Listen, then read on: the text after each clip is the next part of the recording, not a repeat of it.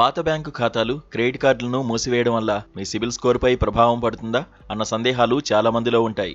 అసలు సిబిల్ స్కోర్ అనేది మీ రుణ చెల్లింపుల ప్రవర్తన, క్రెడిట్ వినియోగం, సుదీర్ఘ క్రెడిట్ చరిత్ర ఉన్న పలు అంశాలపై ఆధారపడి ఉంటుంది. సేవింగ్స్, కరెంటు బ్యాంకు ఖాతాలను క్లోజ్ చేయడం వల్ల నేరుగా మీ క్రెడిట్ స్కోర్ తగ్గదు. ఎందుకంటే డిపాజిట్ ఖాతాల వివరాలను బ్యాంకులు క్రెడిట్ బ్యూరోలకు పంపవు. అయితే ఆ ఖాతాకి ఏమైనా ఈఎంఐలు లేదా క్రెడిట్ కార్డ్ ఆటో డెబిట్ మ్యాండేట్లు లింక్ అయి ఉంటే వాటిని వేరే ఖాతాకు మార్చకుండా క్లోజ్ చేస్తే చెల్లింపులు మిస్ అయి పరోక్షంగా మీ స్కోర్ దెబ్బతినే అవకాశం ఉంది.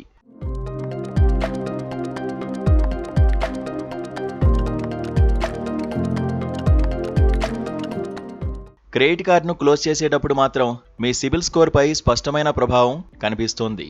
కార్డును మూసివేయడం వల్ల మీ మొత్తం క్రెడిట్ పరిమితి తగ్గిపోతుంది.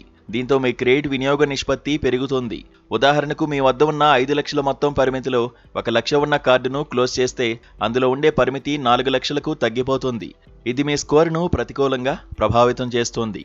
కాబట్టి కార్డు క్లోజ్ చేసే ముందు బకాయిలన్నీ చెల్లించడంతో పాటు అందుబాటులోని క్రెడిట్ పరిమితిని కూడా పరిగణలోకి తీసుకోవడం ముఖ్యం.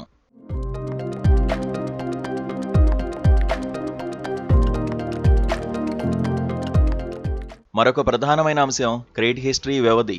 చాలా కాలంగా ఉపయోగిస్తున్న పాత క్రెడిట్ కార్డును మూసివేస్తే మీ ఆర్థిక క్రమశిక్షణను తెలిపే సుదీర్ఘ క్రెడిట్ చరిత్ర తగ్గిపోతుంది.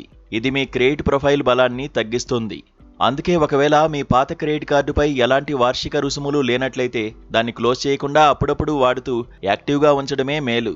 తద్వారా మీ సుదీర్ఘ క్రెడిట్ హిస్టరీ సురక్షితంగా ఉండడమే కాకుండా దీర్ఘకాలంలో సిబిల్ స్కోర్ బలంగా ఉండడానికి తోడ్పడుతుంది.